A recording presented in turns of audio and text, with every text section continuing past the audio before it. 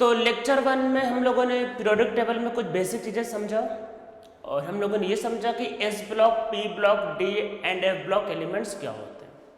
फिर हमने ये भी समझा कि कौन एलिमेंट्स मेटल है, कौन एलिमेंट्स नॉन मेटल है। ठीक है, तो अभी हम लोग क्या करेंगे कि पहले टेबल में ही कुछ बेसिक बातें समझेंगे और उसके बाद हम लोग क्या करेंगे प्रॉपर्टीज में। पहले टेबल में ही कुछ बेसिक चीज़ें और समझते हैं। तो पहले अब हम लोग मेटल नॉन मेटल हो गया, बाकी मेटल नॉन मेटल के बारे में हम लोग जब चैप्टर में इलेक्ट्रोनेगेटिविटी कर लेंगे तो फिर दोबारा करेंगे। तो अभी हम लोग आते हैं फिर से। तो देखो आपके पास हम लोग अब आगे करते physical state of element. Physical state of element की जो एलिमेंट है उसका स्टेट क्या है। देखो स्टेट का मतलब ये कि सॉलिड, लिक्विड और गैस। तो सबसे पहले ये एलिमेंट की बात हो रही है, मॉलिक्यूल या कंपाउंड की बात नहीं हो रही है। जैसे मैंने पूछा लिक्विड, तो आप बोलो कि सर वाटर होता है। अरे वाटर एक मॉलिक्यूल है, हम लोगों को मॉलिक्यूल की बात नहीं करनी, हम लोगों को बात करना है कि पीरियोडिक टेबल में जो भी एलिमेंट्स हैं उनके बारे में। ठीक है, तो एलिमेंट्स की फिजिकल स्टेट। तो जब स्टेट की बात की जाएगी तो उसमें टेम्परेचर बताना जरूरी है। टेम्परेचर अगर नहीं बोला है, नहीं मेंशन किया, तो आपको क्या लेना है, रूम टेम्परेचर। तो देखो रूम टेम्परेचर क्या होता है, पहले ये बात ध्यान रखना है। तो देखो जो रूम टेम्परेचर होता है, रूम टेम्परेचर, तो वो आपके पास होता है 25 डिग्री। कितना, 25 डिग्री। तो अगर टेम्परेचर मेंशन नहीं किया है तो आप कितना लोगे, 25 degree. Room temperature is 25 degree Celsius. ठीक है, ये रूम टेम्परेचर। हमारी बॉडी का टेम्परेचर, अगर देखो रूम, अगर कुछ नहीं बोला तो आप बोलोगे रूम टेम्परेचर। ठीक है, हमारी बॉडी का, जैसे आजकल कोरोना वायरस देखो फैला हुआ है, तो आता ना वो लेजर से जो आप कर लेता है तो टेम्परेचर लेता है, कुछ भी नहीं। तो हमारी बॉडी का जो टेम्परेचर होता है एक्चुअल में वो नॉर्मली 37, एक्चुअल बॉडी का टेम्परेचर 36 से लेकर 38 तक वेरी करता रहता है। कुछ लोगों की बॉडी ठंडी होती है तो उसका टेम्परेचर 36.2, 36.3 तक भी होता है, और कुछ लोगों को बॉडी थोड़ा सा गर्म होता है तो 98 तक भी होता है। 98 वो फ़ारेनहाइट होता है। डिग्री सेल्सियस की बात करें तो वो 36.5 से 37.5 तक वेरी करता है। मतलब अगर आप डिग्री सेल्सियस में बात करो तो बॉडी का जो टेम्परेचर होता है 36.5 से लेकर 37.5 तक वेरी करता है। नॉर्मली 37 के आसपास होता है। तो बॉडी टेम्परेचर कितना होता है, 37 डिग्री। ये बात मैं बता रहा हूँ, ये ध्यान रखना। बॉडी टेम्परेचर हम लोग फिजिकल स्टेट कब निकाले, रूम टेम्परेचर। रूम टेम्परेचर कितना होता है, रूम टेम्परेचर इज 25 डिग्री। तो यहाँ पे कर रहे हैं। तो अब देखते हैं कितने एलिमेंट सॉलिड, लिक्विड और गैस होते हैं। सबसे पहले लिक्विड के बारे में आते हैं। पहले लिक्विड लिखते हैं, क्यों, क्योंकि लिक्विड मुझको पसंद है। पहले लिक्विड के बारे में, तो टेबल में कोई पूछे कितने एलिमेंट लिक्विड है, तो देखो ऐसा है कि कुछ लोग स्टार्ट हो जाएंगे सर 4, 3, 5, 6, कुछ भी स्टार्ट, मतलब कुछ भी चालू। आप बोलोगे सर मेरे बोर्ड में ये पढ़ाया गया, मेरे बोर्ड में, वो आईसीएससी बोर्ड में, आईसीएससी मतलब आईसीएससी बोर्ड में गलत पढ़ाया गया। मैं बता देता हूँ, अगर आप क्या हो सकता है कुछ बोलो। कोई भी डाउट है गूगल पर सर्च करो, गूगल। अरे अभी 2-3 दिन पहले गुरु पूर्णिमा थी, 1-2 बच्चों ने मुझको विश भी किया था। इसमें से गुरु पूर्णिमा में अगर किसी को विश करना है तो गूगल को विश करो। गूगल से बड़ा गुरु में कोई नहीं है।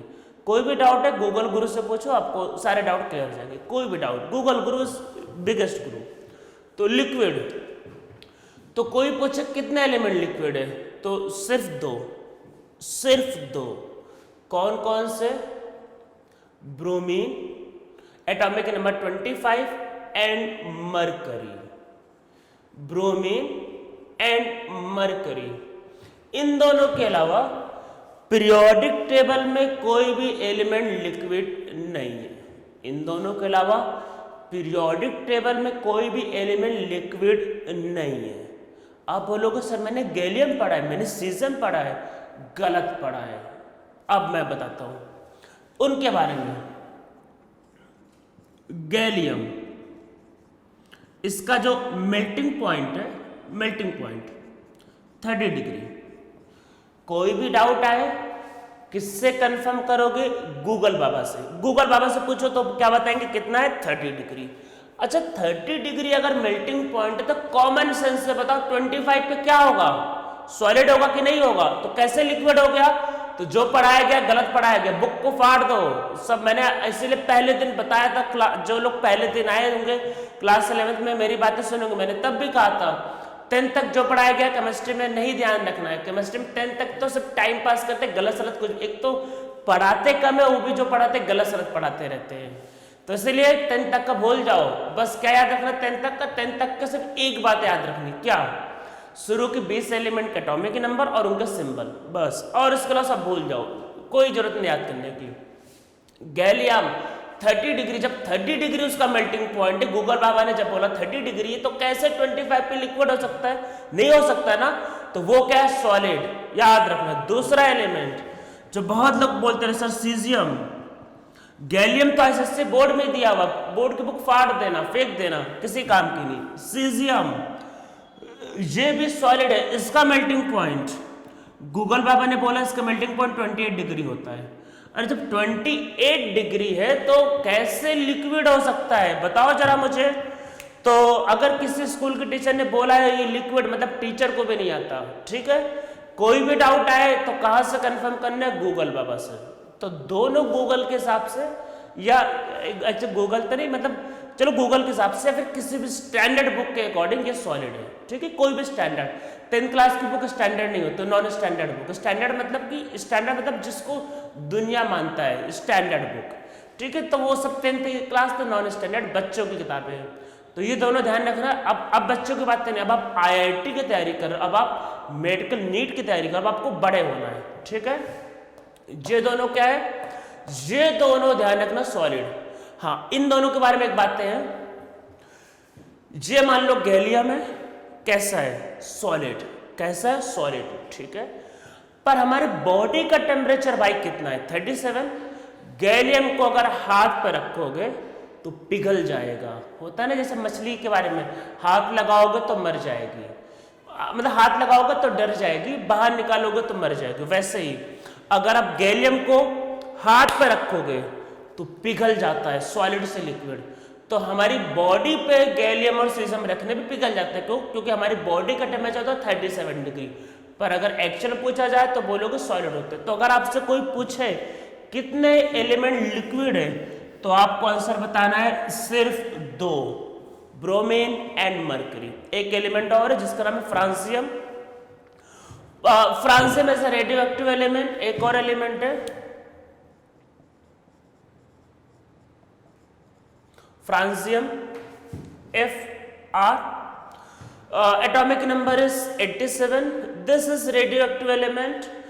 इसकी प्रॉपर्टीज एक्चुअल में स्टिल नोन नहीं है, पर कुछ लोग कहते हैं ये लिक्विड होगा, मतलब कुछ ट्रेंड, मतलब टेबल में कुछ ट्रेंड होता है जिसके हिसाब से गेस चल रहा है कि लिक्विड होगा। तो अगर कोई पूछता है थर्ड लिक्विड एलिमेंट तो फ्रांसियम लिक्विड होने के चांस काफी आए, पर अभी radio active properties are still not sure, ये नॉट नोन, मतलब हम श्योर नहीं है, पर हाँ काफी ज्यादा चांसेस है कि लिक्विड होंगे। तो तीसरा एलिमेंट जो लिक्विड हो सकता है, तीसरा एलिमेंट जो लिक्विड हो सकता है टेबल में, उसका नाम है फ्रांसियम। क्या नाम है, फ्रांसियम। गैलियम और सीजियम ध्यान रखना है कि भाई लिक्विड नहीं होता, इतना प्यार से बताया है लिक्विड नहीं होता, ध्यान रखना है, गलती नहीं करनी है, ठीक है, भूल जाओ बचपन की बातें, बचपन की कहानियां। क्या होता है, सॉलिड होता है, ठीक है। अब गैस पे आते हैं। गैस पे आप बोलोगे सर कौन, अब मैं पूछूंगा कौन सा एलिमेंट गैस है, तो आप बोलोगे हाइड्रोजन, और उसके बाद नाइट्रोजन, ऑक्सीजन, फ्लोरीन और क्लोरीन। एक्चुअल में ये डबल सब डायटोमिक है। कौन कौन से गैस है, hydrogen, nitrogen, oxygen, fluorine, chlorine. कितने हुए, 5। और इसके अलावा ये कितने हो गए, 5, और इसके अलावा इनर्ट गैस। कितने इनर्ट गैस के बारे में हमको पता है, 6। कौन कौन से, helium, neon, argon, krypton, xenon, radon. कितने, 6, दोनों मिला के कितने हुए, 11। तो कितने गैस है पीरियोडिक टेबल में, 11। कितने गैस है टेबल में, 11। और कितने लिक्विड है, 2।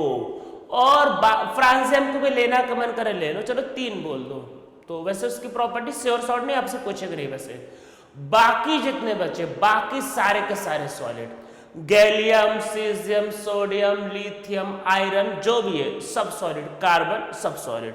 तो 11 गैस याद कर लो, 2 लिक्विड याद कर लो, बाकी जो बचा सारा का सारा है सॉलिड एट रूम टेम्परेचर। ठीक है, तो फिजिकल स्टेट समझ में आ गया। हम लोग टेबल का बेसिक समझ रहे कि क्या क्या पता होना चाहिए।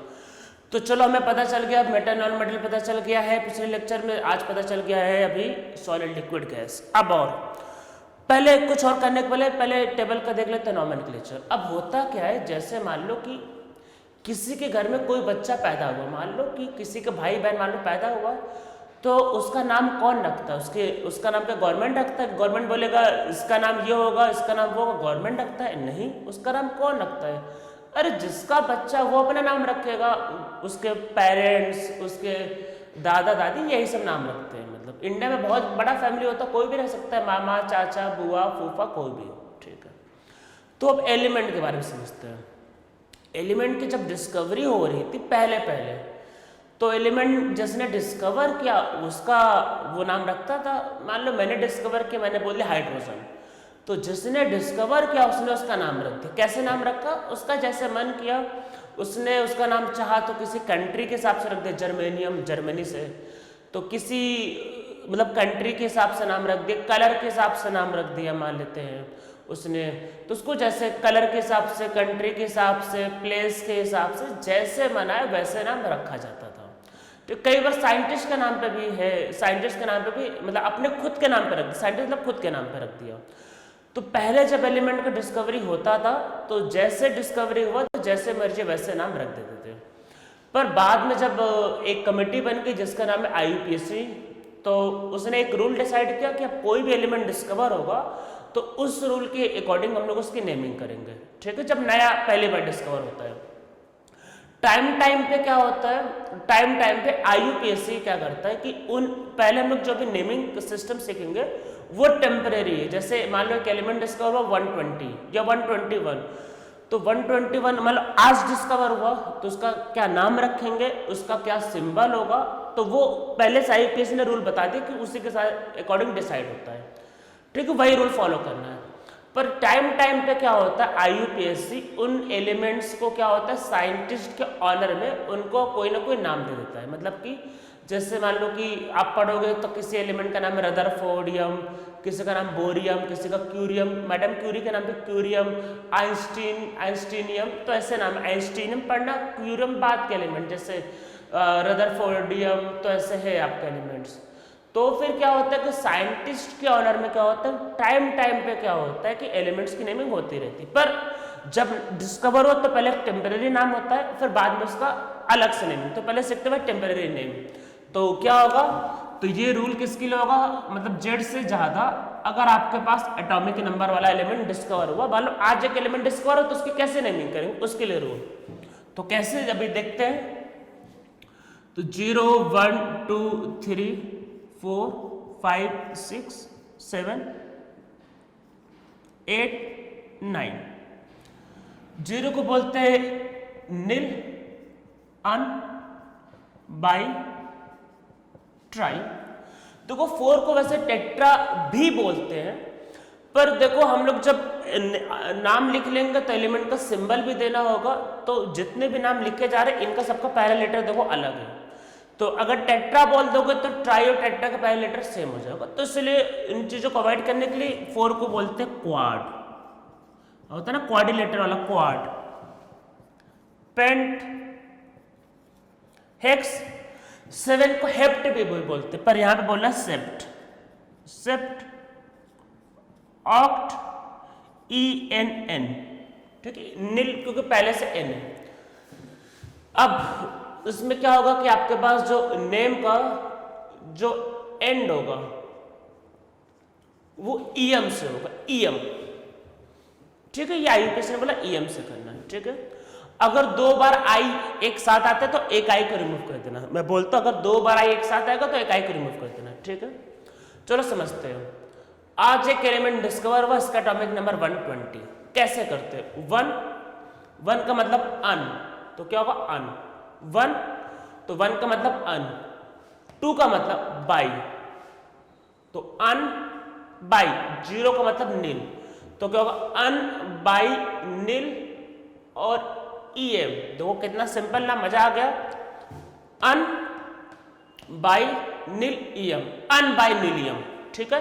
सिंबल कैसे होगा, पहला वाला लेटर कैपिटल में यू, फिर बी स्मॉल और एन। देखो अन कैपिटल, फिर बाई का बी स्मॉल और ओ का ये नील स्मॉल। ये टेम्परेरी नाम है, टेम्परेरी सिंबल है। टेम्परेरी मतलब आज डिस्कवर हो तो आज, टाइम पे जब 4-5 एलिमेंट हो जाते हैं तो आईयूपीएसी इन टेम्परेरी नाम को हटा के परमानेंट नाम दे देता है, वो भी किसके, साइंटिस्ट के ऑनर में, ठीक है। तो पहला हो गया। ऐसा और कोई मान लेते करना हुआ 138, मान लो आगे चल के कभी डिस्कवर हो 138, क्या होगा 1 अन, 3 ट्राई और 8 means oct, oct, un tri oct ईएम, सिंबल विल बी UTO, ठीक है।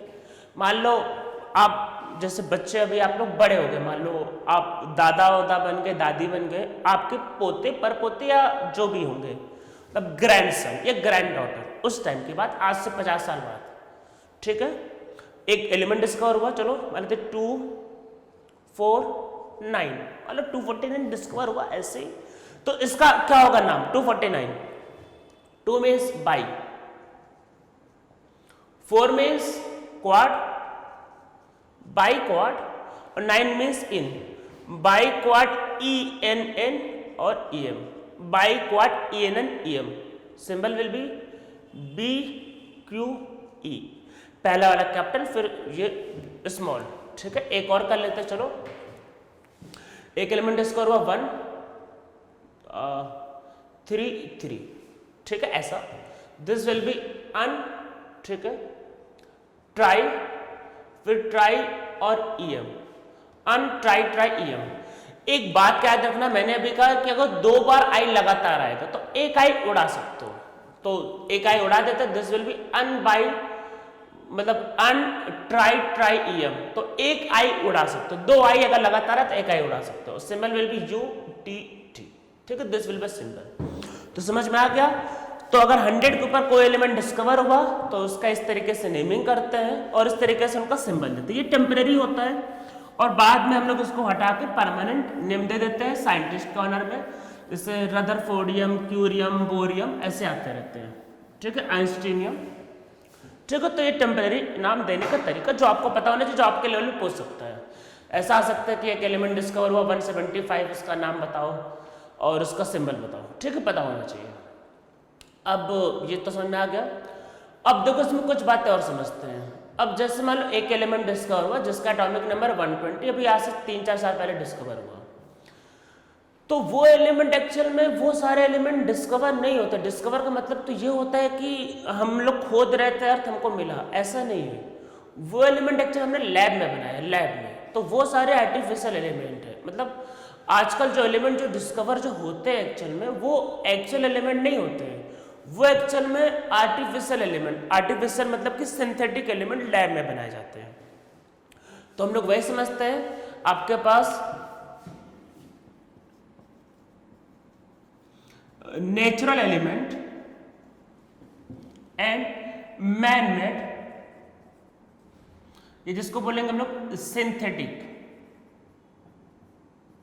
सिंथेटिक या फिर आर्टिफिशियल, सिंथेटिक या फिर artificial element, natural element, man made element. तो देखो टेबल में तो जैसे हाइड्रोजन, हीलियम, आपके पास कार्बन, ये सब नेचर में मिलते हैं, तो नेचुरल एलिमेंट। तो नेचुरल एलिमेंट क्या होता है, जो एलिमेंट नेचर में मिलते हैं, ठीक है। तो ये तो समझ में आ गया, जो नेचर में मिलते हैं। आजकल जो एलिमेंट जो आते रहते हैं कि एलिमेंट 120, 118 डिस्कवर हुआ, तो वो सारे के सारे आर्टिफिशियल एलिमेंट है, मैन मेड एलिमेंट है, जो लोग लैब में बनाते हैं। तो एक्चुअल में है कि यूरेनियम, यूरेनियम एटॉमिक नंबर 92, इसके बाद के जितने भी एलिमेंट है, इसके बाद के जितने भी एलिमेंट है सारे के सारे मैन मेड है, सारे के सारे। तो एक्चुअल में इसके बाद के जितने भी एलिमेंट हैं वो नेचर में नहीं मिलते हैं और वो हम लोग लैब में बनाते हैं। तो इसको बोलते हैं ट्रांस यूरेनियम, मतलब कि 92 है तो बोलते हैं ट्रांस यूरेनियम। ये वर्ड यूज होता है ट्रांस यूरेनियम। ट्रांस यूरेनियम का मतलब क्या है कि एटॉमिक नंबर 93 या उससे ज़्यादा, ठीक है। ट्रांस यूरेनियम मतलब यूरेनियम के बाद, आफ्टर यूरेनियम ट्रांस यूरेनियम। तो 93 या उसके बाद के जितने भी एलिमेंट है सारे के सारे मैन मेड एलिमेंट है, वो नेचर में नहीं मिलते। तो याद रखना है कि trans uranium elements are synthetic element और आर्टिफिशियल एलिमेंट, ठीक है। इसके अलावा दो एलिमेंट्स आपको और याद रखना है, एक TC technetium atomic number 43, this is man made element. मतलब कि एक्चुअल में इसको आप बोलोगे सर ये क्यों बनाया, क्योंकि टेबल को कंप्लीट करना था ना भाई, टेबल में नहीं तो गैप रह जाता, तो इसलिए ये सब एलिमेंट लैब में बनाते हैं। अगर कभी जरूरत, मतलब ये एलिमेंट मान लो टीसी एक एलिमेंट है, इसका आपको सपोज करते कोई रिएक्शन करते यूज पड़ रहा है, मान लो एक रिएक्शन में इसका यूज पड़ता है, तो ये एलिमेंट क्या होगा नेचर में नहीं मिलता है, तो इसको आप लैब में बनाओगे, ठीक है। तो टीसी एक मैन मेड एलिमेंट है एटॉमिक नंबर 43 एंड एक एलिमेंट है पीएम एटॉमिक नंबर 61। तो ये दोनों मैन मेड एलिमेंट है, बाकी देखो ये दोनों मैन मेड एलिमेंट है, बाकी 92 के बाद के सारे एलिमेंट क्या मैन मेड एलिमेंट, ठीक है। तो याद रखना है, इन दोनों को याद रखना है, ये दोनों नेचर में नहीं मिलते हैं, ये लोग हम लोग लैब में बनाते हैं, ये दोनों एलिमेंट लैब में बनाए जाते हैं, ठीक है। तो ये आपके पास कैसा एलिमेंट है, मैन मेड एलिमेंट। अब एक बात याद रखना रेडियो एक्टिविटी के बारे में। रेडियो एक्टिविटी क्या होता है, देखो कुछ एटम का न्यूक्लियस अनस्टेबल होता है, तो जैसे एक एटम है उसका न्यूक्लियस अनस्टेबल है, तो ये ऑटोमेटिक क्या होता है कि टूट जाता है किसी अदर एलिमेंट में, मतलब कुछ एलिमेंट्स का न्यूक्लियस अनस्टेबल होता है तो ये ऑटोमेटिक ब्रेक कर जाता है कुछ अदर एलिमेंट्स में, ठीक है। तो अदर एलिमेंट में क्या हो जाता है, ब्रेक कर जाता है।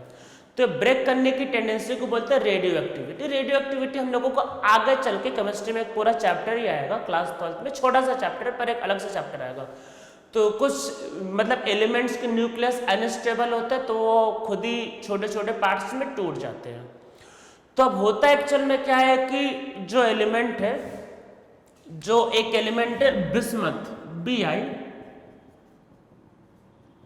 बिस्मथ एटॉमिक नंबर 83, ठीक है। ये लास्ट एलिमेंट है, मैं बोल रहा ध्यान रखना, ये लास्ट एलिमेंट है जो स्टेबल होता है, ठीक है। लास्ट एलिमेंट जो स्टेबल होता है, इसके बाद के जितने भी एलिमेंट है सारे के सारे रेडियो एक्टिव है और अनस्टेबल है, ठीक है। तो Z ग्रेटर देन और इक्वल टू 84, ठीक है। क्या है, all elements are unstable and radio active. Radio active का मतलब ये है कि अगर आप मान लो एक एलिमेंट है पोलोनियम एटॉमिक नंबर 84, पोलोनियम, उसको आप रखो यहाँ पे आज रूम में, कल देखोगे तो कल पता चला कोई और एलिमेंट बन गया, क्यों, क्योंकि उसका न्यूक्लियस अनस्टेबल है तो छोटे छोटे पार्ट में टूट जाता है। तो एटॉमिक नंबर 84 या उसके ऊपर वाले जितने भी एलिमेंट्स होते हैं उन सब के न्यूक्लियस अनस्टेबल होते हैं और वो छोटे छोटे पार्ट में क्या होता है, टूट जाता है। तो याद रखना है कि लास्ट स्टेबल एटम जो नेचर में एग्जिस्ट करता है दैट इज बिस्मथ, उसके ऊपर के एलिमेंट्स स्टेबल नहीं होते हैं, मतलब वो रेडियो एक्टिव होते हैं। अब लोवेस्ट रेडियो एक्टिव एलिमेंट अगर आपको पूछता है तो आपको पता होगा हाइड्रोजन का एक आइसोटोप दैट इज ट्रिटियम। अरे हाइड्रोजन का आइसोटोप ये स्मॉलेस्ट रेडियो एक्टिव एलिमेंट है। अगर आपसे कोई पूछे लोवेस्ट एकदम लोवेस्ट रेडियो एक्टिव एलिमेंट तो ट्राइटियम, ठीक है, 1T3, ठीक है। ये रेडियो एक्टिव होता है। रेडियो एक्टिविटी में क्या होता है, कुछ ना कुछ वो क्या होता है कि बड़ा जो एलिमेंट होता है वो छोटे छोटे एलिमेंट में टूट जाता है, ठीक है। तो ये आपके पास हो गया रेडियो एक्टिविटी के बारे में। ध्यान रखना कि 83 के ऊपर के जितने भी एलिमेंट्स होते हैं वो अनस्टेबल होते हैं, ठीक है। अब इसमें हम लोग एक बात और समझते हैं, कुछ इसमें टर्म होते हैं, जैसे कि टर्म होता है आपका representative element, transition element, inner transition element, तो कुछ ऐसे टर्म समझते हैं। तो इसमें कुछ चलो टर्म सीखते हैं। तो आप लोग इसमें नीचे लिखो भाई क्लासिफिकेशन ऑफ एलिमेंट, हेडिंग लिखो क्लासिफिकेशन ऑफ एलिमेंट। तो एलिमेंट को कुछ पार्ट में क्लासिफाई करते हैं। तो पहला होता है फर्स्ट इज रिप्रेजेंटेटिव एलिमेंट। हम लोग देखो कर क्या रहे हैं, हम लोग कर ये रहे कि हम लोगों का जो प्रॉपर्टीज जो पढ़ना है उस प्रॉपर्टीज को स्टार्ट करने के पहले हम लोग कुछ बेसिक चीजें पढ़ रहे हैं जो हमको पता होना चाहिए। तो इसमें जो पहला जो होगा फर्स्ट वो आपके पास होगा रिप्रेजेंटेटिव एलिमेंट। तो रिप्रेजेंटेटिव एलिमेंट का मतलब क्या होता है कि S block and P block element, ठीक है। तो एस ब्लॉक और पी ब्लॉक एलिमेंट को हम लोग बोलते हैं representative element except inert gas. समझ में आया? तो ऑल एस ब्लॉक आप लिख लो, all S block and P block element are representative element except inert gas. Inert gas को हम लोग अलग से बोलते हैं इनर्ट गैस। तो ये क्या आपके पास S and P block element, ठीक है। इनमें क्या होता है, इनमें जो लास्ट इलेक्ट्रॉन होता है, लास्ट इलेक्ट्रॉन वो हमेशा वैलेंस सेल, मतलब रिप्रेजेंटेटिव में क्या होता है, किसको बोलते हैं रिप्रेजेंटेटिव, इसमें जो लास्ट इलेक्ट्रॉन होगा वो हमेशा वैलेंस सेल या अल्टीमेट सेल में फेल होता है, ठीक है। तो इसमें लिख लेते हैं। तो इसमें क्या होता है, इसमें last electron is filled in valence shell और अल्टीमेट शेल। तो लास्ट इलेक्ट्रॉन यहां पे कहां फील्ड होता है, वैलेंस शेल में और अल्टीमेट शेल में, ठीक है। तो उसी में होता है। और इसमें क्या होता है आपके पास कि वैलेंस शेल और ultimate shell must not be completely filled. अगर वो कंप्लीटली फिल्ड होगा तो क्या कहलाएगा आपका इनर्ट गैस, ठीक है। तो यहाँ पे लास्ट इलेक्ट्रॉन क्या होता है आपको वैलेंस सेल या अल्टीमेट शेल में फिल होता है, ठीक है। ये होता है रिप्रेजेंटेटिव एलिमेंट। सिंपल याद रखना है कि एस ब्लॉक और पी ब्लॉक दोनों को मिला के, तो मतलब कि टेबल में इधर जो लेफ्ट में एस ब्लॉक होता है और जो पी ब्लॉक होता है पूरे को मिला के कहते हैं रिप्रेजेंटेटिव एलिमेंट। दोनों मिला के एस ब्लॉक और पी, मतलब एल्कली मेटल भी होगा, अल्कलाइन अर्थ मेटल भी होगा, हेलोजेंस भी होगा। तो सारे के सारे रिप्रेजेंटेटिव एलिमेंट है, पर इनर्ट गैस नहीं। ध्यान रखना इनर्ट गैस, उसको अभी आगे अलग से करते हैं। अब आपके पास होता है ट्रांजिशन एलिमेंट। तो ट्रांजिशन का मतलब पता होगा चेंज। ट्रांजिशन का मतलब पता है चेंज। तो चेंज क्या है, इधर एस ब्लॉक है इधर पी ब्लॉक है, तो बीच में जो चेंज आता है तो वो है आपका ट्रांजिशन एलिमेंट। तो ये नॉर्मली क्या होता है डी ब्लॉक एलिमेंट्स एक्सेप्ट, ये मैं जो बता रहा हूं ये ध्यान रखना, ये इंपॉर्टेंट है, except zinc cadmium and mercury, except zinc cadmium and mercury. तो डी ब्लॉक के सारे एलिमेंट ट्रांजिशन एलिमेंट कहलाते हैं, पर जिंक कैडमियम और मरकरी ट्रांजिशन एलिमेंट नहीं कहलाते हैं, ठीक है। तो क्यों नहीं कहलाते अभी समझते हैं। तो ध्यान रखना ये तीनों नहीं है, ठीक है। इसमें होता क्या है, इसमें जो होता है last electron is filled in second last shell, जिसको हम लोग बोलते हैं दिस इज पेनअल्टीमेट शेल, ठीक है। सेकेंड लास्ट मतलब last electron is filled in last shell और पेनअल्टीमेट शेल, ठीक है। यहां फिल होता है। जैसे चलो एग्जांपल समझते हैं, कोई ले लेते हैं, चलो आयरन, एटॉमिक नंबर 26। तो देखो क्या है AR, ये AR है। इसके बाद क्या होता है 4s2 और 3d6, ठीक है। अच्छा लास्ट शेल कौन सा, लास्ट शेल है 4, ठीक है। पर लास्ट इलेक्ट्रॉन कहां फिल हो 3 में, तो लास्ट वाला है 4, तो 3 क्या है सेकेंड लास्ट, तो वही लिखा है last electron is filled in second last shell. तो आखिरी इलेक्ट्रॉन जो होता है वो आखिरी शेल में नहीं फिल होता, वो सेकेंड लास्ट। देखो ये जो लिखा है 4, तो मेन शेल इसका क्या है 4, इसका मेन जो शेल होगा वो क्या है 3। मेन शेल इसका क्या है 4, इसका मेन शेल क्या है 3।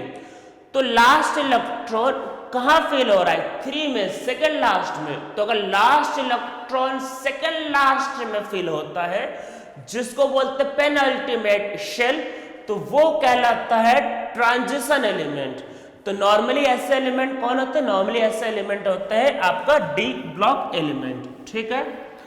अब इसमें एक बात याद रखनी है, लिखो in case of transition element, in case of transition element D sub shell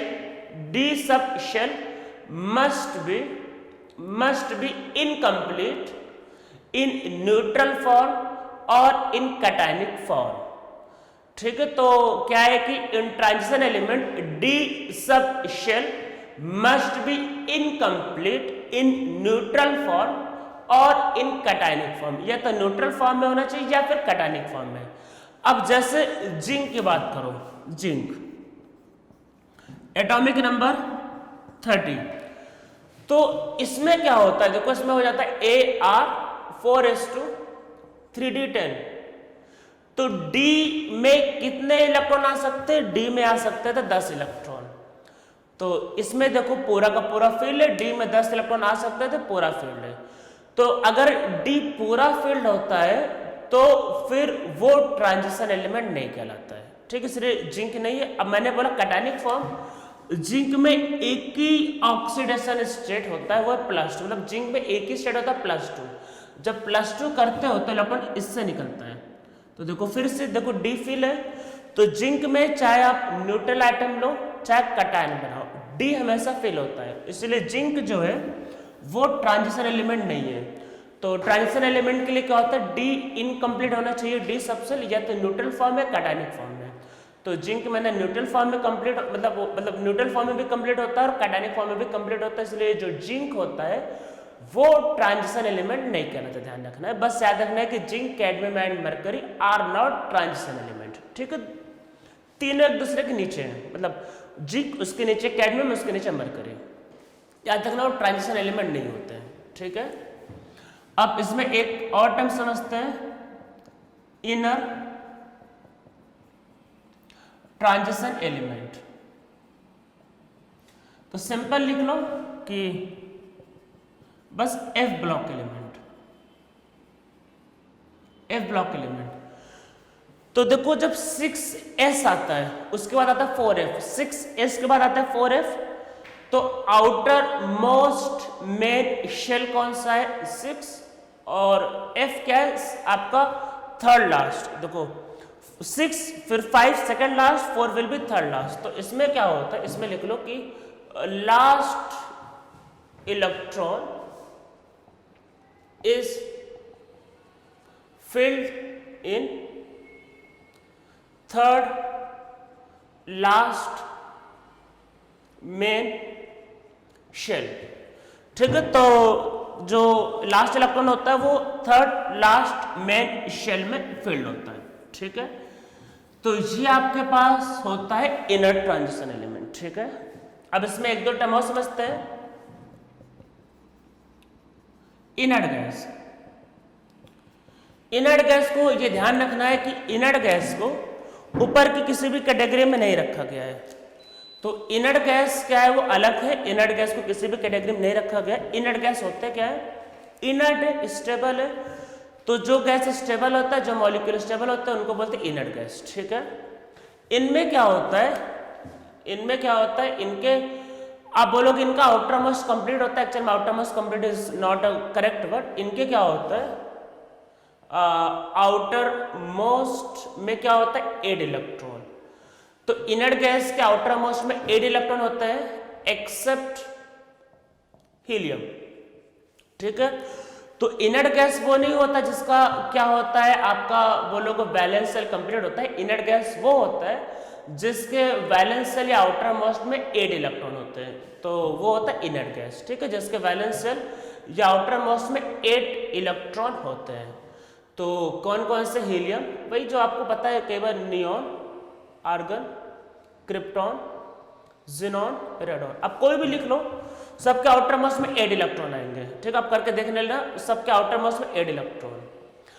inert gas में क्या होता है, जो लास्ट जो होगा, आप करके देखना, तो जो लास्ट जो आपके पास जो हमेशा जो लास्ट जो सब शेल होगा वो हमेशा पी होता है, जैसे हीलियम को छोड़ के। तो मैं यहाँ पे लास्ट लिख के देता हूँ, आप कॉन्फ़िगरेशन लिख के चेक करना। This is 1s2, this is 2p6, 3p6, 4p6, 5p6 और 6p6। ठीक है, तो इनके लास्ट में क्या होता है, 8 इलेक्ट्रॉन होते हैं, और इनमें नॉर्मली क्या होता है, लास्ट जो सब शेल होता है वो np होता है। ठीक है, तो इनर्ट गैस में 8 इलेक्ट्रॉन होते हैं, ये बात ध्यान रखना है। तो इनर्ट गैस में क्या होता है, S और P फिल होता है, S में 2 इलेक्ट्रॉन, P में 6 इलेक्ट्रॉन, टोटल मिला के 8 इलेक्ट्रॉन, तो इनर्ट गैस में 8 होते हैं। अब एक करते हैं 1 is pseudo. Pseudo noble gas है pseudo inert gas, pseudo noble gas है सूडो इनर्ट गैस। सूडो का मतलब होता है फॉल्स। देखो नोबल गैस से इनर्ट गैस का मतलब क्या है, इनर्ट गैस का मतलब है जो स्टेबल होता है, मतलब जो स्टेबल है, जो मोमाया से ऊपर उठ गया है वो है सूडो, मतलब वो है नोबल। मतलब नोबल गैस का मतलब होता है जो स्टेबल है, जो मोमाया से ऊपर उठ चुका है वो है नोबल गैस है inert gas. Pseudo noble gas का मतलब यह है कि इसका जो इलेक्ट्रॉनिक कॉन्फ़िगरेशन होता है वो इनर्ट गैस के जैसा तो नहीं होता है, पर ये बिहेव करते इनर्ट गैस के जैसे। मतलब ये कि इनका इलेक्ट्रॉनिक कॉन्फ़िगरेशन इनर्ट गैस के जैसा नहीं होता है, पर ये बहुत स्टेबल होते हैं लाइक इनर्ट गैस। तो इसलिए हम लोग इनको बोलते हैं they are pseudo noble gas. तो सूडो नोबल गैस का मतलब ये कि इनका कॉन्फ़िगरेशन क्या होता है कि इनर्ट गैस के जैसा होता नहीं है, पर ये फिर भी बहुत ज़्यादा स्टेबल होते हैं लाइक इनर्ट गैस। तो इनको हम लोग बोलते हैं they are pseudo noble gas. ठीक है, तो ये कहलाता है सूडो नोबल गैस। ठीक है, तो सूडो नोबल गैस में क्या होता है कि behave like inert gas but they does not have inert gas configuration. तो इनमें नॉर्मली क्या होता है, इसमें S, P and D sub shell are completely filled. तो इसमें नॉर्मली क्या होता है, S, P and D sub shell are completely field.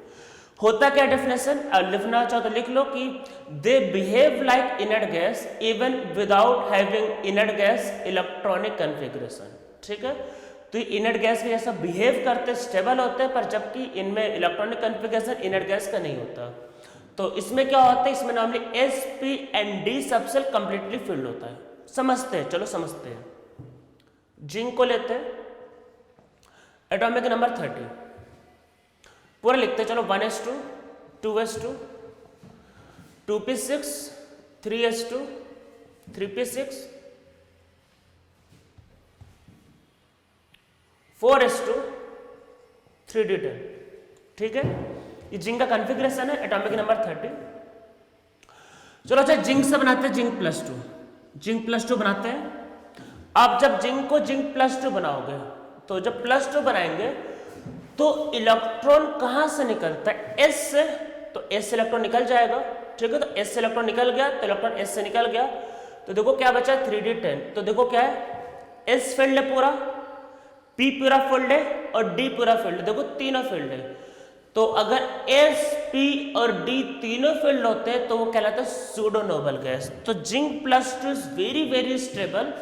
और जबकि यहाँ पे इनर्ट गैस, देखो यहाँ पे लास्ट में 8 इलेक्ट्रॉन नहीं है, तो लास्ट में जब 8 इलेक्ट्रॉन होते हैं, 8 तो उनको बोलते हैं नोबल गैस। और जब लास्ट में 18, 2 + 6 + 10, अगर लास्ट में 18 इलेक्ट्रॉन होते हैं तो उनको बोलते हैं सूडो नोबल गैस। तो जिंक में लास्ट में 18 इलेक्ट्रॉन है, so it is pseudo noble gas. तो सूडो नोबल गैस में क्या होता है, इसमें ध्यान रखना कि इन pseudo noble gas in outermost main shell 18 electron are present. तो इसमें कितने इलेक्ट्रॉन प्रेजेंट होते हैं, 18। तो कौन कौन से होते हैं, तो इसमें लिख लो कॉपर +2, आप करके देखना, Ag +2, Au +2, zinc +2, Cd +2 and Hg +2। तो जैसे Ag पॉजिटिव सबको पता होता है बहुत स्टेबल होता है, जैसे AgCl AgBr, तो ये सारे सारे क्या होते हैं सूडो नोबल गैस, इनके सबके आउटर मोस्ट में 18 इलेक्ट्रॉन है, तो जिसके आउटर मोस्ट में 18 इलेक्ट्रॉन होते हैं वो क्या कहलाता है आपके पास सूडो नोबल गैस।